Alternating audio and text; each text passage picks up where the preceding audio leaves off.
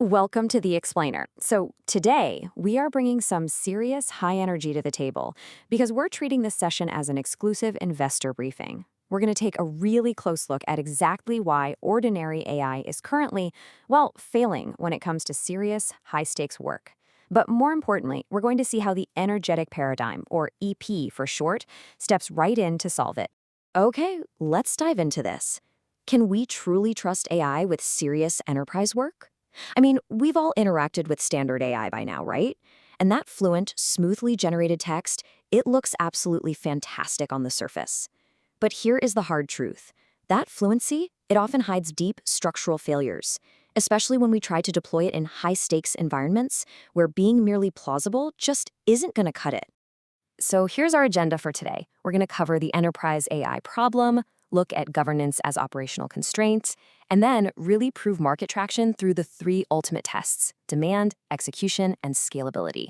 Finally, we'll wrap up with the clear investor takeaway. All right, section 1, the enterprise AI problem.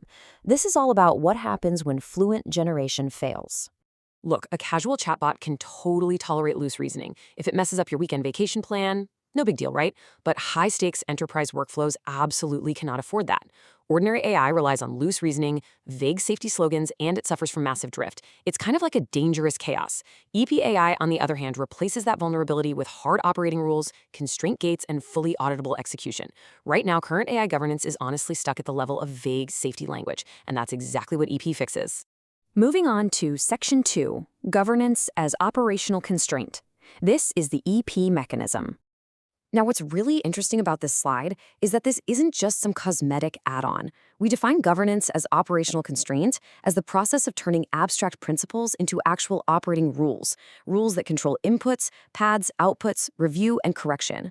This is a hard, investable operating function that forcefully disciplines all that fluent generation with real structure. Which brings us to section 3, demand, the market need, and specifically the cost of failure. So this is our traction test number 1. Commercial demand explodes when a repeated failure becomes just way too expensive to ignore. Enterprise buyers, they don't need more persuasive text. They need absolute trust. They need structurally reliable work. I mean, think about it. If you're doing legal review or complex financial analysis, your outputs literally must survive rigorous review by decision makers, lawyers, and engineers. You have to reduce drift and completely eliminate unsupported claims before they happen to avoid massive liability. And that leads us to a direct, massive investor implication right here. The cost of uncontrolled generation increases with deployment depth. So if AI is going to keep moving into deeper, higher value workflows, and we all know it will, this specific EP function doesn't just remain useful, it becomes exponentially more valuable. It goes from being a nice to have to an absolute commercial necessity. Let's hit section 4, execution.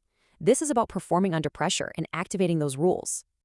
Let's move to and see how this builds, because this is traction test number 2. We have to prove this works repeatedly under real, pressurized conditions, not just in some academic paper. We are replacing empty corporate slogans with literal constraint gates in 4 clear steps. First, we establish input permission and goal authority. Second, we set strict boundary and path rules.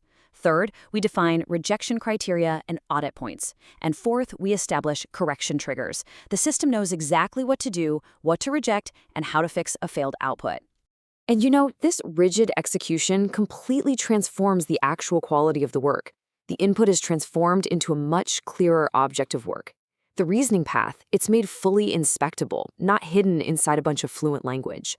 Outputs are evaluated against strict structure rather than just style alone. And crucially, failures are classified to improve the very next execution. This is a game changer. It makes business proposals vastly more investable and internal agreements completely safe and transparent. All right, section 5, scalability. This focuses on repeatable operating logic and expanding the capability. This brings us to our third traction test. Now, we aren't claiming one magical function solves every single problem in the world. Instead, we're saying that EP preserves the exact same operating logic under very different task pressures. Just look at the massive, lucrative domains this naturally expands into: agentic AI orchestration, enterprise copilots, regulated workflows, public sector AI, and compliance-sensitive deployments. The surface content changes drastically from one to the next for sure, but the core operational constraint, that structural control, remains exactly the same. This right here drives home the productization path for investors. Scalable value comes from a repeatable mechanism, not from isolated consulting brilliance. Because EP's logic is perfectly repeatable, it converts seamlessly into templates, workflows, quality gates, and software modules. It is a highly scalable product logic that you can literally deploy anywhere. Finally, Section 6, the investor takeaway. Let's talk about essential AI infrastructure.